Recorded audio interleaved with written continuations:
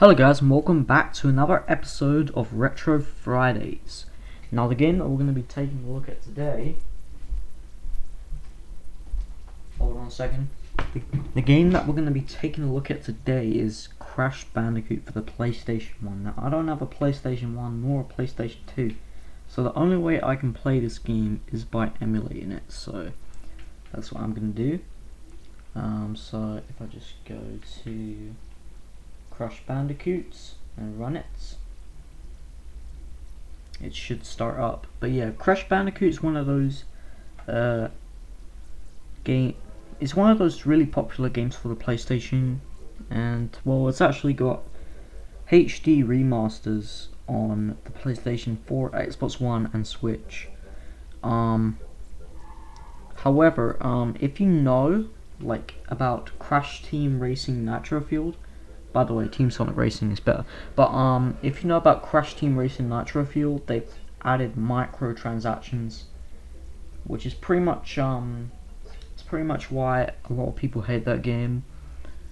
And they kind of killed Team Sonic Racing's player count. I still think the old games are good, but the new games are pretty bad. Like in I think 2007 or something, they released a game called Crash Over Mutant or something, and that was really bad apparently. So yeah, you know, the core 3D platformers are really what made Crash Bandicoot successful. Of course, Crash Team Racing also made it successful, but you know, with the latest release of Crash Team Racing, you know, Nitro Fueled, they've added the microtransactions, which kind of ruined the game, I'm not gonna lie. So yeah, that's why I wouldn't really recommend buying it, but you know, if you just wanna like relive your memories playing the game or something, then yeah, you can certainly do that, but you know, they've kind of ruined it. But so yeah, this is Crash Bandicoot for the PlayStation 1. This was the first Crash Bandicoot game ever released, and I think the beta name was something like Willy the Wombat.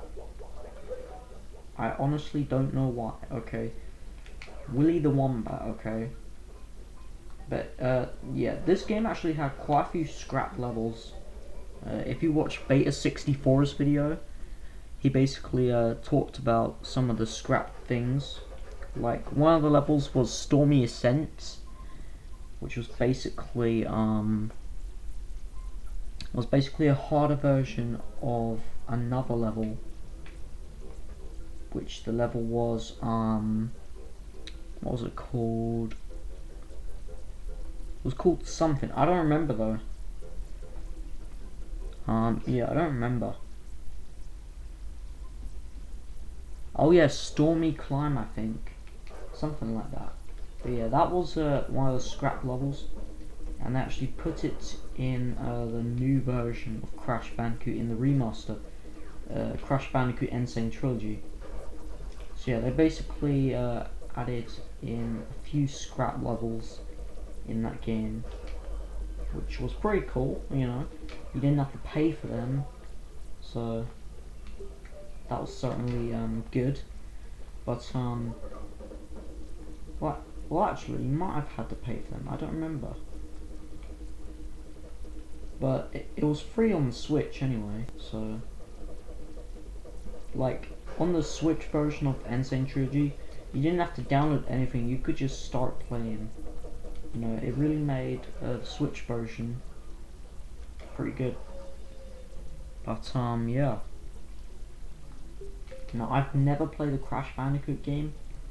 The first one that I played was the Insane Trilogy, which of course is the new one, but yeah, I actually played rip-offs of these games, like Donald Duck Quack Attack and Lilo and Stitch, which were basically just Crash Bandicoot rip-offs. But yeah, I never actually played the original Crash Bandicoot games until quite recently, actually. Like, I'm playing it on the Switch right now with Hedgehog. But yeah, I haven't really played much of the Crash Bandicoot games. I almost beat Crash Bandicoot 1 on the Insane Trilogy. But yeah, I almost beat Crash Bandicoot 1. But that last level was just so hard. I could not do it. I might beat it at some point, but as for now, I'm just not gonna do it, okay? It's hard, alright? Crash Bandicoot, the first game, is probably the hardest.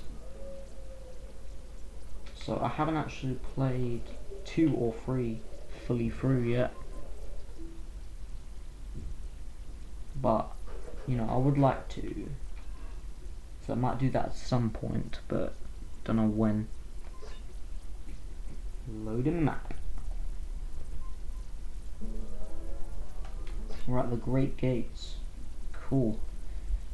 But yeah. Haven't really played much of the Crash Bandicoot games at all, really. But what Activision is doing, they need to stop, okay? Adding microtransactions to a game that everyone grew up with, that's probably a pretty bad move for Activision. And I know that it made a lot of people really angry, or didn't want to purchase the game at all. Which is why we need more people to be playing Team Sonic Racing Online, because when you play Team Sonic Racing Online, you will either get disconnected or there's no one online. Literally, me and Gavin are like the only people who go online on that game. I'm not sure why. It's probably because of Crash Team Racing, but whoops. But yeah, it's probably because of Crash Team Racing. This is hard. But yeah. I guess there's not really much else to say. So I'm gonna end Retro Fridays of Crash Bandicoot here today, right now. But yeah, I don't really like this game, I don't really hate this game, I just think it's a mech game, okay? Like, there are some hard levels, and the controls are pretty tight. But you know, for a PS1 game, it was really good, really. So, yeah. And next Friday, we'll be covering... Drumroll, please. Sonic the Hedgehog 3. So yeah. And also it's not in the Genesis Mini for some reason. Don't know why, but yeah. We'll be covering Sonic the Hedgehog 3 next episode. So yeah. Stay tuned next Friday for Retro Fridays Sonic the Hedgehog 3. Goodbye.